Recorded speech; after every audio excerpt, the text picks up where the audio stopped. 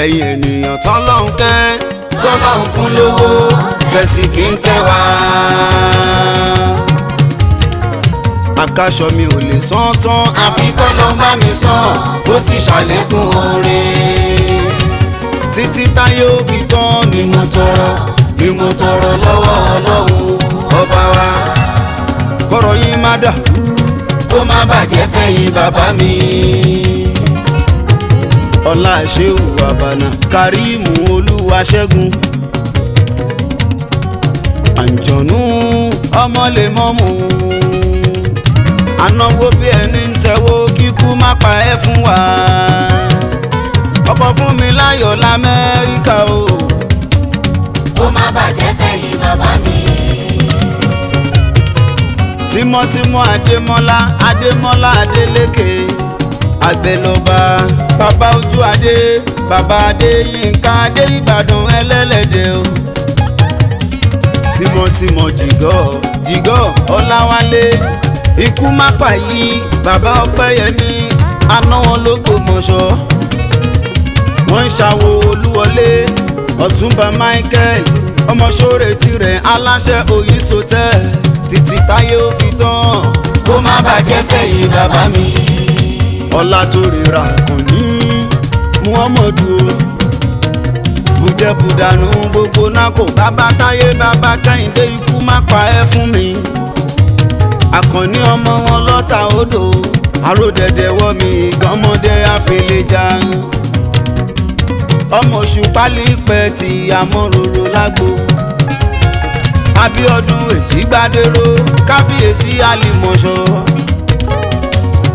ọba lálìmọ̀ṣọ́ aláṣẹ Jameson Heritage ó ń kọ́lé ó ń talé estate developer member Royal Pioneer níkẹjà tímọ́tímọ́ Lamex aláṣẹ R&A hotel níkẹjà Èjìgbádéró ẹ̀gbọ́n Ayọ̀délé Aláwàyè aláṣẹ 12 Legacy hotel tí ń bẹ lálìmọ̀ṣọ́ alájà aládé ọmọ fowó tadé Lukumonu clearing and forwarding agency wọ́n bẹ làbápá tímọ́tímọ́ bọ̀rọ̀ kìíní Babátúndé ìbànújẹ́ oníkànnì kó má bàjẹ́ fẹ̀yìn bàbá mi.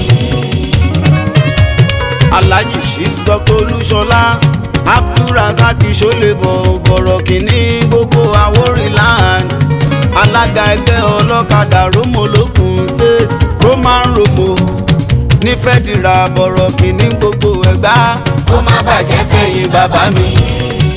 torí a ti ń bá a bọ̀ ó tójọ́ mẹ́ta. kí làwọn olówó fi dá wa mọ̀ orin tá ń kọ ni. Akáṣọ kí ló sọ mí dẹni yìí ìtẹríba ni. Prudent kí ni Saheed fi dá wa mọ̀ tán fi ń ṣe tiwa ọmọ arówó ló ní tèlé Àkànjí ẹni rè Canada ló máa wà tó ti ń ṣe dáadáa ọmọ onítèlé ní mọ̀sù ọmọ onígi àlọ́yè omi dúdú tí ń ṣọpa késékésé aláṣẹ Pepsi la Global Resources social club ni wọ́n wà lábúlé Ẹ̀gbá wọ́n ń talé wọ́n ń talẹ̀ wọ́n ń ta mọ́tò ọkọ̀ Yínká bàbá ọmọ rìn sọ́lá ẹ̀gbọ́n Ṣọlá Akọ̀gùn ní tẹ́lẹ̀ ẹ̀gbọ́n Akímù Àjàgùngbadé lábúlé Ẹ̀gbá ẹ̀gbọ́n Olúgbòde Ṣámsídì ní àná kúkú o kí ni wọ́n fi dá wa mọ̀ orin tá ń kọ ni. torí pé mo ti ń bá a bọ̀ ó tójọ́ mẹ́ta. Alájà Gbájé Táíwò Hasan aláàánú mi ní aláṣẹ tí Money Enterprises nílùú London ọkọ̀ Fọláṣadé Sẹ́límọ́tù olóríire aláṣẹ Àlìàràf exclusive tí wọ́n ń taṣọ tí bọ̀ èèyàn Adédọ̀yìn Azeez tí wọ́n ń dáadáa Ọ̀túnba Bíọ́dún aláṣẹ abẹ́tì nílùú London a máa dá a sí ṣadéláwọ̀ oyèbọ̀ bímbádé bimcash empire àwọn tí Maryland lamẹ́ríkà gangan wọ́n tún ṣe tiwa bàbá mi Káyọ̀dé Fáṣọlá ọkọ̀ faith pẹ̀lú Táíwò Àfọlábí àtòníjẹ́sìkò táyé lólú Alhaji Marufu Makroni ọkọ̀ Ṣakira látọjà Babátúndé wọ́n fẹ́ tiwa Ọ̀túnba Músíbà hùwà mọ́ o Alhaji ọlọ́nà dédì méjì máa yégún o Alhaji Ajani Saidi Adésínà mẹ́lò ọkọ̀ yèyé gbàmí àkódán alámàlà ní Maryland ìyẹn lámẹ́ ṣìfọ̀túnba bọ́bá gún wa Ìdòwú o ọkọ̀ Àdùnní Múlíkàtù lamẹ́ríkà Saidi Fábíyì àti Gbénga Jímọ̀ní gbogbo California èèyàn alájírìnlẹ̀ wàánu Sèríkì ẹtọ́jú apàṣẹ bọ bí òṣèlú gbogbo Dallas Texas aláṣẹ SG Entertainment kò ní pẹ́ mú bọ̀ wá kí ni wọ́n fi dá wa mọ̀. orin tá ń kọ́ ni. Àkàṣọ mo ti ń bá bọ̀ o. ó tó jọ mẹ́ta. Alhaji Nuru Ọbásanyà Akínlágún bàbá wàlú aláṣà Láwùnúrù properties àfààní ni títí láyé lọ́pẹ́ mi lọ́dọ̀ olú ọmọ Aláwùnúrù kò jẹ́ bẹ́ẹ̀ o ẹbí mi ni Alhaji Adéọ̀ṣun Yakuba aláàánú mi ni òyìnbó elépo yáàdọ̀ kó máa gbà sí tímọ́tímọ́ àti asis òyìnbó elépo ní gbogbo wọn aláṣẹ Solar Petroleum ní Ìlárò èèyàn Láìwọlá Jamiu àwọn ọmọ ibi wọ́n fẹ́ mi gan ṣe gbàgbọ́n sí Ìdòwú Olúọmọ ló bí ọmọ bàbá yẹn sí Ṣàmú òyìnbó elépo bàbá Táyé bàbá Kẹ́hìndé ọpẹ́ dìbò ẹlẹ́jà Alhaji Ṣòwòmí Sùláìmọ́nà Ògúnbọ̀dé Jamiu ní Jambet oil iṣẹ́ Olúwa Kàmọ́rùdì ní kíkú má pààyàn fún wa King Solomon àwẹ̀ elépo Adébáyọ̀ Awálíwù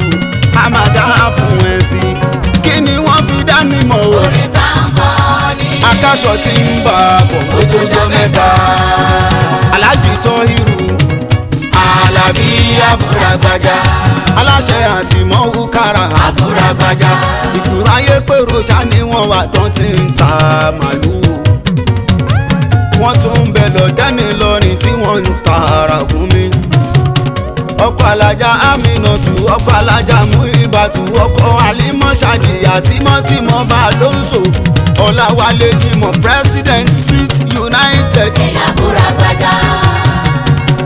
àwọn tèmi nílé Àwórì tán bá ti rí mi tán bá ti rí mi wọn lákàṣọ ògùn àgbáyé ọmọ wa láà ọmọ wa láà wọ́n ṣe é Bùkí ti gbé máa forin dáhùn èmi ká ló gbére wọ́n ṣe é bu òun kọ̀yà tí malẹ́mi kọ́ ọlọ́run ni.